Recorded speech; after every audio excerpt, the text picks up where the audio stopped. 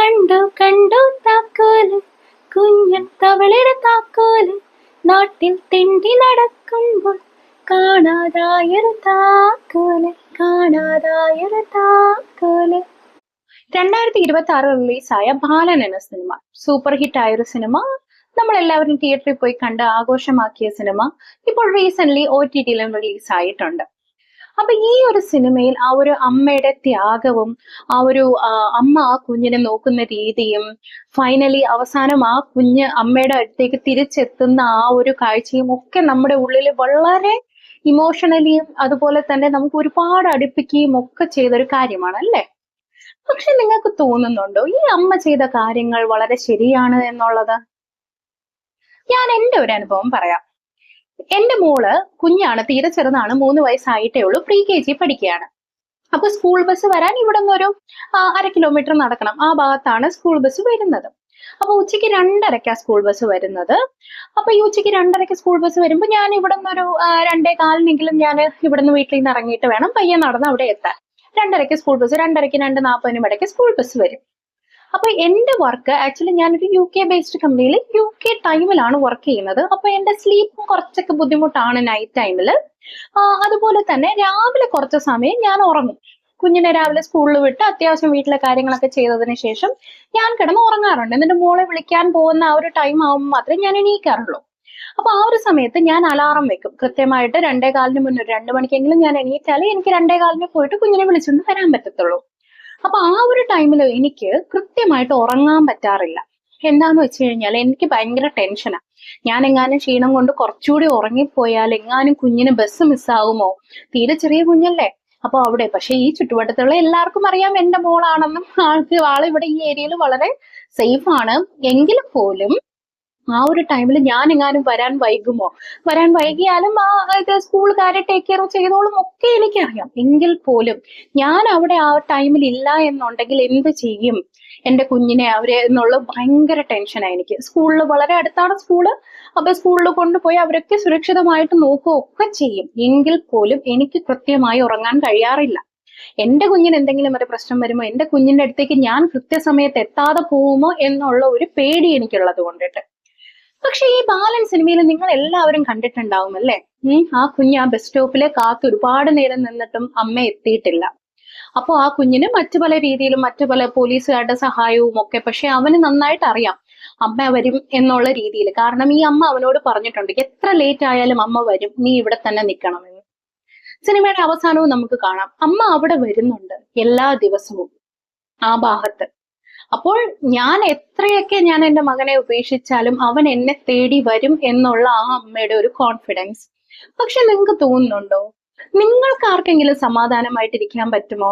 ആ അമ്മ ആ സ്പോട്ടിൽ നിന്ന് കാത്തിരിക്കുകയാണെന്നാണ് പറഞ്ഞത്. ആ അമ്മ നിങ്ങൾ അങ്ങനെ ആയിരിക്കുമോ ചെയ്യുക? നിങ്ങളുടെ കുഞ്ഞ് ആ ബസ് സ്റ്റാൻഡിൽ ഇറങ്ങി അല്ലെങ്കിൽ ബസ് സ്റ്റോപ്പിൽ ഇറങ്ങി, കുഞ്ഞ് പിന്നെ എങ്ങോട്ടാ പോയത് എന്നറിയില്ല, നിങ്ങൾ വെറുതെ ഇരിക്കുമോ?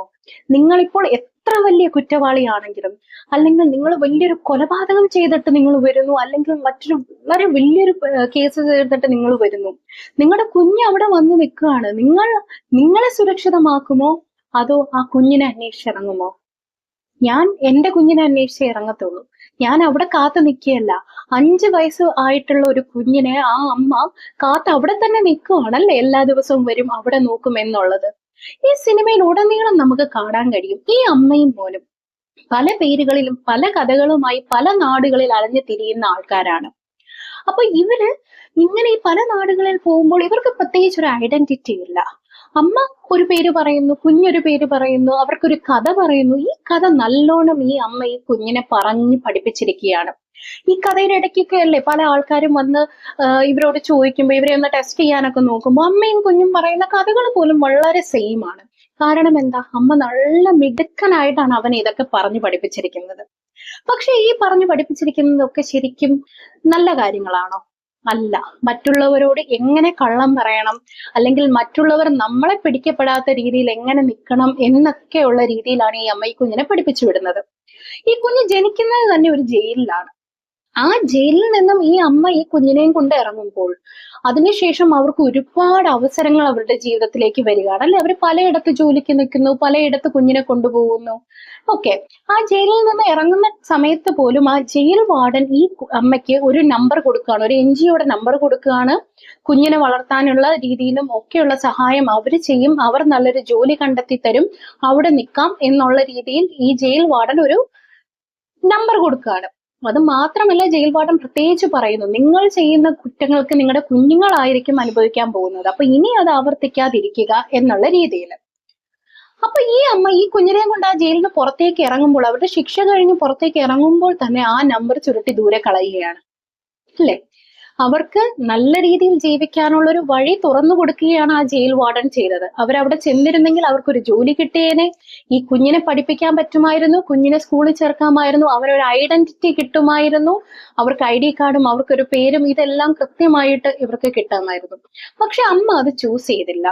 ഇവനെ സ്നേഹം എന്നുള്ള ഒരു വലയിൽ മാത്രം നിർത്തി, ജീവിക്കാൻ സ്നേഹം മാത്രം മതി, അല്ലെങ്കിൽ നമുക്ക് നമ്മൾ മാത്രം മതി എന്നുള്ള ആ അമ്മയുടെ ഒരു സ്വാർത്ഥത കാരണം ആ കുഞ്ഞിന് നഷ്ടപ്പെടുന്നത് അവന്റെ ചൈൽഡ്ഹുഡ് ആയിരുന്നു അല്ലെ. ആ ചൈൽഡ്ഹുഡും അവന് നഷ്ടപ്പെട്ടു. അത് മാത്രമല്ല, അവൻ പല നാടുകളിൽ പല പേരുകളിലൊക്കെ അവൻ അറിയപ്പെട്ട് അവൻ ജീവിച്ചു. അപ്പോൾ ശരിക്കും അവന്റെ കഥ എന്താണ്, അവൻ ആരാണ് എന്ന് പോലും ആ കുഞ്ഞിന് അറിയില്ല. അപ്പോൾ ഒരു കുട്ടിക്ക് തന്റെ ഐഡന്റിറ്റി എന്താണ് എന്നുള്ളത് വളരെ ഇമ്പോർട്ടന്റ് ആയിട്ടുള്ള ഒരു കാര്യമാണ്. അവരുടെ സെൽഫ് എസ്റ്റീമും ഞാൻ ആരാണ്, വളർന്നു വരുമ്പോൾ ഞാൻ ആരാകണം എന്നുള്ളൊരു കാര്യം. പക്ഷെ ഈ അമ്മയുടെ പാരന്റിങ് കൊണ്ടിട്ട് ഈ കുഞ്ഞിന് നഷ്ടമായത് അവന്റെ ജീവിതം തന്നെയാണ്. ഈ സിനിമയുടെ അവസാനം ഈ കുട്ടി തിരിച്ച് അവനൊരു ടീനേജറൊക്കെ ആയതിനു ശേഷം അവൻ അവന്റെ അമ്മയെ തിരിച്ചറിഞ്ഞ് അവൻ എപ്പോഴും അവന്റെ അമ്മയുടെ അടുത്തേക്ക് തിരിച്ചെത്തുന്ന, അവന്റെ അമ്മയെ കണ്ടെത്തുന്ന ആ നിമിഷം അല്ലെ, തിയേറ്ററിലൊക്കെ എല്ലാവരും ഓ എന്ത് രസമാണ്, അമ്മയും മോനും ഒത്തുചേർന്നു എന്നൊക്കെയുള്ള രീതിയിലും പലയിടത്തും ഞാൻ വായിച്ച റിവ്യൂസിലും പലരും പറയുന്നത് ഈ ഒരു കാര്യമാണ്, ഒരു അമ്മയുടെ മകന്റെയും കഥ, ഒരു അമ്മയുടെയും മകന്റെയും സ്നേഹ കഥ എന്നൊക്കെ. ശരിക്കും ഇത് അമ്മയുടെയും മകന്റെയും കഥ തന്നെയാണ്. പക്ഷേ ഇത് നമുക്ക് മാതൃകയാക്കാൻ പറ്റുന്ന ഒരു തരം സ്നേഹമാണോ ഈ അമ്മ ഈ കുഞ്ഞിനോട് കാണിക്കുന്നത്? ഇവർ ജോലിക്ക് നിൽക്കുന്ന ആ ഒരു വീട്ടിലെ അമ്മച്ചി അവർ ഇവരോടൊരു കഥ ചോദിക്കുമ്പോൾ ഇവളുടേതാണ് കഥ എന്നുള്ള രീതിയിൽ അവൾ ഒരു കഥ പറയും. ഒരു രാക്ഷസന്റെ അടുത്ത് പെട്ടുപോയൊരു രാജകുമാരിയുടെ കഥ. ആ രാക്ഷസൻ വളരെ ക്രൂരനായിരുന്നു. അവൾ അവിടെ അടിമയായിട്ടാണ് കടന്നിരുന്നത്. അവസാനം ആ രാക്ഷസനെ കൊന്ന് അവൾ അവിടെ നിന്ന് രക്ഷപ്പെട്ടു. അപ്പോൾ അവൾ ഗർഭിണിയായിരുന്ന അവൾ ആ കുഞ്ഞിനൊരു ജന്മം നൽകി എന്നുള്ളൊരു കഥയാണ് അല്ലെ. അപ്പൊ ഈ കഥയിൽ ഈ കുഞ്ഞ് എന്താണ് ശരിക്കും അനുഭവിക്കുന്നത്? അവിടെ രാക്ഷസൻ അവളുടെ ഭർത്താവായിരുന്നുവെങ്കിൽ ഇപ്പോൾ ആ രാക്ഷസൻ ഇവൾ തന്നെയല്ലേ. ഈ കുഞ്ഞിനെ ഒരു അടിമയാക്കാൻ അവൾക്ക് താല്പര്യമില്ല എന്നുള്ളൊരു മറവിൽ, പക്ഷെ ശരിക്കും അവളുടെ ഒരു അടിമയാക്കി തന്നെയല്ലേ ഈ കുഞ്ഞിനെ അവൾ വളർത്തുന്നത്. അവൾ പറയുന്ന കാര്യങ്ങൾ മാത്രം അനുസരിച്ച്, അവൾ പറയുന്ന പേരിൽ, അവൾ പറയുന്ന കഥയിൽ ജീവിക്കുന്ന ഒരു കുഞ്ഞ്. അവനെ സ്കൂളിൽ പോലും വിടുന്നത് മറ്റൊരു കുട്ടിയുടെ ഐഡന്റിറ്റിയിലാണ്, ആരാണ് എന്താണ്. അപ്പൊ അത്രയും വളരെ സ്വാർത്ഥയായിട്ടുള്ള ഒരു അമ്മ. ആ കുഞ്ഞ് ആ വീട്ടിലുണ്ട് എന്നോ ഈ കുഞ്ഞിനെ സ്കൂളിൽ വിടുന്നുണ്ടോ എന്നോ ആ നാട്ടുകാർക്ക് ആർക്കും അറിയില്ല. ഇവൾ ഏത് വഴിയിലാ വരുന്നത്, എവിടെയുള്ള വീട്ടിലെ കുഞ്ഞാണ് എന്താണെന്ന് പോലും ആ നാട്ടുകാർക്കൊന്നും അറിയില്ല. അത് അറിയാതിരിക്കാൻ അവൾ ഒരുപാട് ശ്രമിക്കുന്നുമുണ്ട്. അപ്പൊ അത്തരത്തിലൊരു കുഞ്ഞിനെ വളർത്തിക്കൊണ്ട് വരുമ്പോൾ നിങ്ങൾക്ക് എന്താ തോന്നുന്നത്? ഇതൊരു നല്ലൊരു പാരന്റിങ് ആണോ? ഒരിക്കലുമല്ല. ഈ അമ്മ എന്ന് പറയുന്നവൾ തന്നെയാണ് ശരിക്കും ഈ കഥയിലെ രാക്ഷസൻ. നിങ്ങൾ ആ പാട്ട് കേട്ടിട്ടുണ്ടാവും അല്ലേ? കണ്ടു കണ്ടു താക്കോല്, കുഞ്ഞൻ തവളയുടെ താക്കോല്, നാട്ടിൽ തെണ്ടി നടക്കുമ്പോൾ കാണാതായൊരു താക്കോല്, കാണാതായൊരു താക്കോല്. കുട്ടികൾക്കൊക്കെ വളരെ ഇഷ്ടപ്പെടുന്ന ഒരു പാട്ടാണ് അല്ലേ. അപ്പൊ ഈ ഒരു പാട്ട് നിങ്ങളൊന്ന് ശ്രദ്ധിച്ച് കേട്ട് നോക്കിയാൽ നിങ്ങൾക്ക് മനസ്സിലാവും, ഇവൻ അന്വേഷിച്ച് നടക്കുന്ന താക്കോൽ ഇവന്റെ അമ്മ തന്നെയാണ്. പക്ഷെ അവസാനം എന്താ, ഈ തവളക്കുഞ്ഞ് ചെന്ന് ചാടുന്ന ഒരു നീർക്കോലിയുടെ അടുത്താണ് അല്ലേ. അപ്പൊ അവന്റെ ലൈഫ് അവിടെ തീരുവാണ്. അവൻ വിചാരിക്കുന്നു അത് താക്കോല് തരാനാണെന്ന്, പക്ഷെ അല്ല. അവസാനം ഈ കഥയുടെ അവസാനം ഇവൻ അമ്മയുടെ അടുത്ത് തിരിച്ചെത്തുന്ന ആ ഒരു ടൈമില് നമ്മൾ വിചാരിക്കും ഓക്കെ ഫൈനലി അവൻ അവന്റെ അമ്മയെ കണ്ടെത്തി എന്നുള്ളൊരു കാര്യം. ബട്ട് ശരിക്കും അങ്ങനെയാണോ? അല്ല. ഇനി അവൻ ജീവിക്കാൻ പോകുന്ന ജീവിതം എന്തായിരിക്കും? മറ്റൊരു പേരിൽ, മറ്റൊരു കഥയിൽ, മറ്റൊരു സ്ഥലത്ത്. അപ്പോൾ അവൻ എന്ന് പറയുന്ന ഒരു ഐഡന്റിറ്റി എന്താണ്? അവൻ ഈ അമ്മയടുത്ത് നിന്ന് നഷ്ടപ്പെട്ടു പോകുന്ന ടൈമിലും അവൻ പോലീസുകാരെ കാണുന്നുണ്ട്, പോലീസ് സ്റ്റേഷനിൽ അവരിവനെ സഹായിക്കാൻ നോക്കുന്നുണ്ട്. പക്ഷെ അവിടെ നിന്നൊക്കെ രക്ഷപ്പെട്ടു പോയി ഇവൻ എവിടെയാ പോയത്? ഒരു കള്ളന്റെ അടുത്താണ്, അല്ലേ? ഒരു കള്ളന്റെ അടുത്താ പോയി ഇവൻ കൂട്ടുകൂടിയത്. കാരണം എന്താ? ഈ അമ്മ പറഞ്ഞു കൊടുക്കുന്ന കാര്യങ്ങൾ, പോലീസുകാരൊക്കെ ദുഷ്ടന്മാരാണ്, അവർ നമ്മളെ സഹായിക്കാനല്ല ഉണ്ടാവുക എന്നുള്ളത്. അപ്പൊ കുഞ്ഞുനാള് മുതൽ ഒരുപാട് കള്ളങ്ങൾ പറഞ്ഞ് പഠിപ്പിച്ച് ഈ കുഞ്ഞിനെ ഈ ഒരമ്മ ഒരു വളരെ വലിയൊരു ആന്റി സോഷ്യൽ ആയിട്ട് തന്നെയായിരുന്നു ഒന്ന് വളർത്തിക്കൊണ്ട് വരുന്നത്, അല്ലേ? അപ്പോൾ ഇനി അവന്റെ പ്രായം അവൻ വലുതാവും തോറും ഇത്രയും നാളും അവൻ ആ കള്ളന്റെ കൂടെ നിന്ന് പഠിച്ച പല സ്കില്ലുകളും ചിലപ്പോൾ ഉപയോഗിച്ചുകൊണ്ട് ഈ അമ്മ പുതിയ പുതിയ കാര്യങ്ങൾ ചെയ്യാൻ ഇവനെ പ്രേരിപ്പിക്കുമായിരിക്കും. അപ്പോൾ നിങ്ങൾ ഒരിക്കലും വിചാരിക്കരുത് ഈ സിനിമയിൽ ഒരു അമ്മയുടെയും കുഞ്ഞിന്റെയും വളരെ മനസ്സ് തൊടുന്ന കഥയാണ് കാണിച്ചിരിക്കുന്നതെന്ന്. ഇതിന്റെ ഡയറക്ടറായ ചിദംബരവും ഇതിന്റെ കഥാകൃത്തായിട്ടുള്ള ജിത്തു മാധവനും അവർ മാക്സിമം ശ്രമിച്ചിട്ടുണ്ട് നിങ്ങൾക്ക് ഈ ഒരു ഐഡിയ മനസ്സിലാക്കി തരാനായിട്ട്. അവർ ഒരു അമ്മയുടെയും കുഞ്ഞിന്റെയും കഥയല്ല ഇതിൽ പറയുന്നത്. ഒരു അമ്മ പാരന്റിങ് എന്നുള്ള രീതിയിൽ ഒരു സ്നേഹം മാത്രം കൊണ്ട് ഒരു കുഞ്ഞിനെ ഒരു ട്രാപ്പിലാക്കിയിരിക്കുന്നതിനെ കുറിച്ചിട്ടാണ് പറയുന്നത്.